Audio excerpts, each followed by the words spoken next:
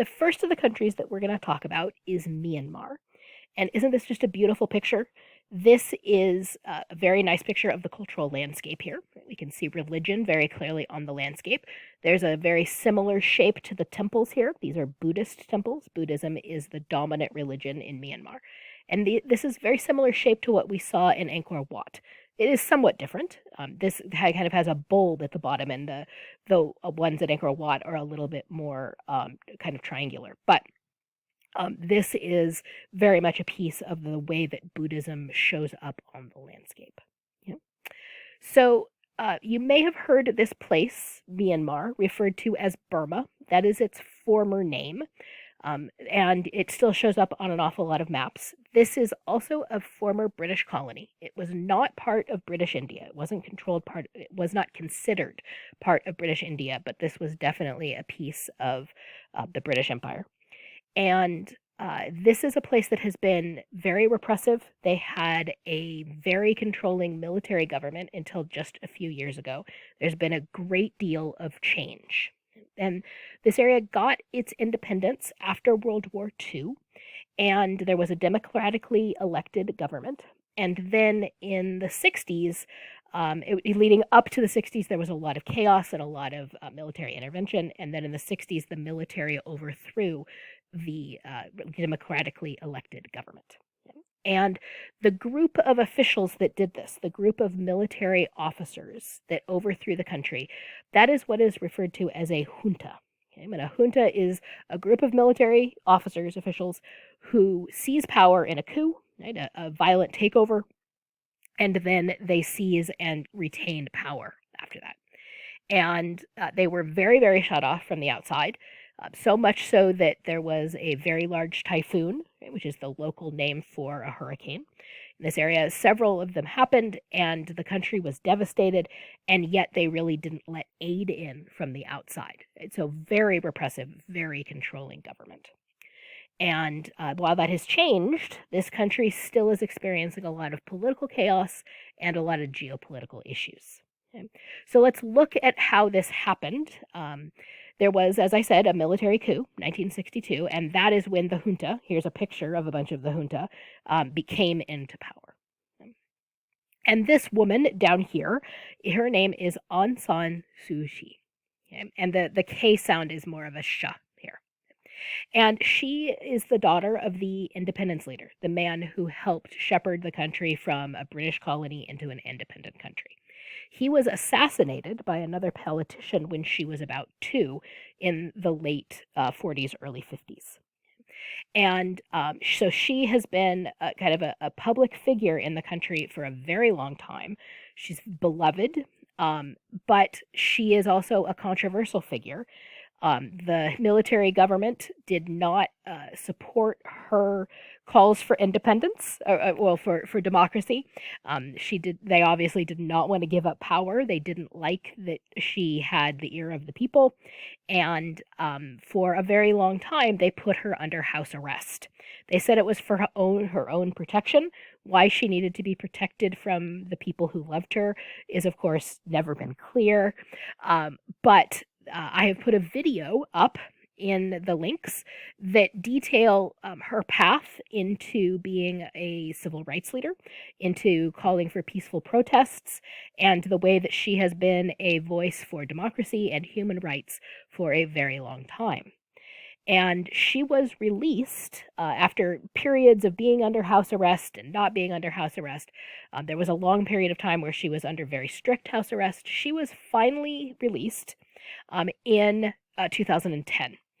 And she had been held under such strict house arrest that when she was awarded the Nobel Peace Prize for her voice against the military, against oppression, that she was not actually allowed to go and accept her Nobel Peace Prize. Okay?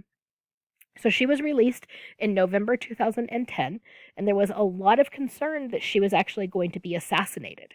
And luckily, that did not happen. And in fact, she has emerged as the head of her party and really the leader of the government, even though she cannot hold office officially. She's not allowed to be elected as the president or the prime minister or to any other office because she was married to a British man.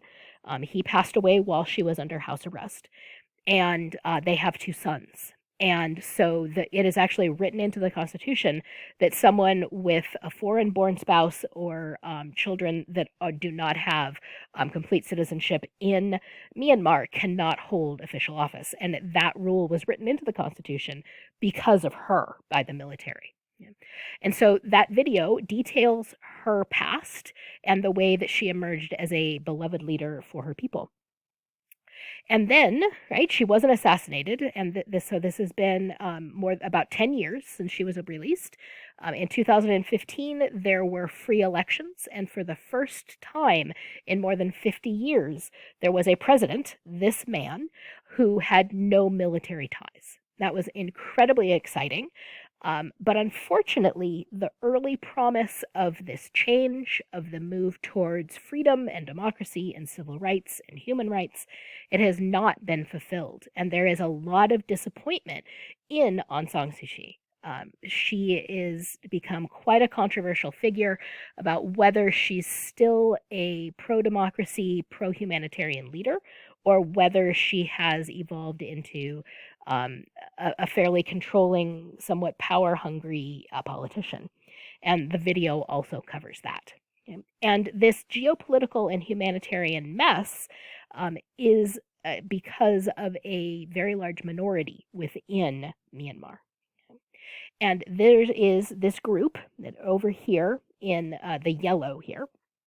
These are the Rohingya or Rohingya people. Both pronunciations are correct.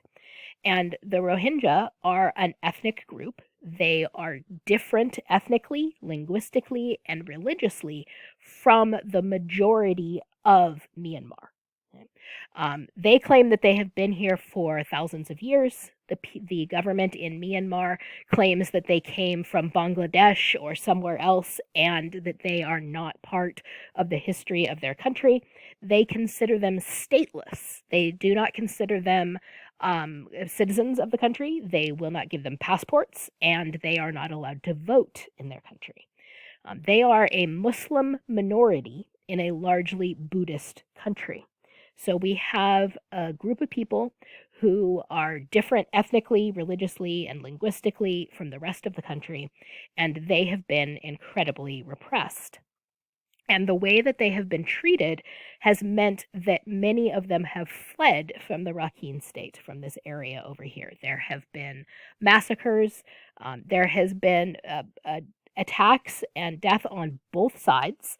There is a nationalist movement within the Rohingya people who have attacked Buddhists, and many Buddhists have attacked the Rohingya. So this is a complex situation. I've linked some videos for you that explain it and show the history and the timeline of how this evolved. But we have a situation here where we have IDPs, right? We talked about those with Syria, internally displaced people. And we also have a huge number of refugees, which you can see here where people have fled. The majority of them have actually fled to Bangladesh. And Bangladesh is, of course, a country that is struggling in and of itself to support its people and to develop. And so being overwhelmed by more than 600,000 people, that's just the official count, that has become a very difficult situation as well. And unfortunately, in addition to the violence and to the fact that a lot of people have fled to other countries trying to find safety, there have been some other human rights abuses and atrocities against the Rohingya. And there are many groups, including the UN, that are calling this now a genocide. And that is a very serious word with a specific definition. A genocide is acts committed with the intent of destroying a group. And that group can be a national group, an ethnic group, racial, religious, all sorts of different ways that you can identify a group. But if a particular group is being targeted for elimination, to be completely wiped out, including things like killing just directly, right? Rape, where they are trying to not only hurt women and psychologically abuse them, but also force them to have children outside of that ethnic group. Children actually being removed and being forcibly raised outside of their ethnicity and or their religion, and also causing serious mental and bodily harm through destruction of property, destruction of psychological safety, right? Destruction of cultural sites, all of those things. So, genocide is this set of activities with the intent of wiping a particular group off the earth. And that is what is going on here. And so the fact that Aung San Suu Kyi was this human rights proponent, right? She gained the Nobel Peace Prize because of her calls for treating people fairly and with social justice. She actually does not support social justice and equality for the Rohingya people.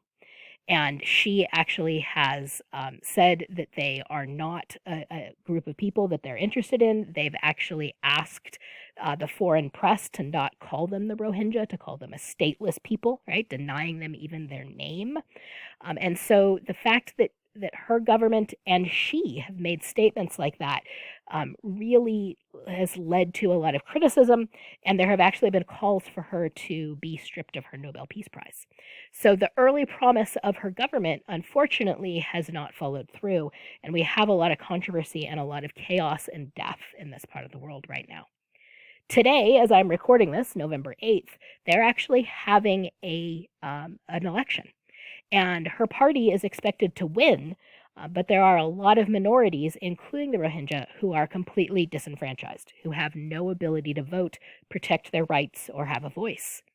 So, once again, right, that early promise of reform, of change, of an end of oppression has not followed through. And that is a huge shame for the people of Myanmar. So there are some resources down below for you to learn some more about this, and let me know what questions you have.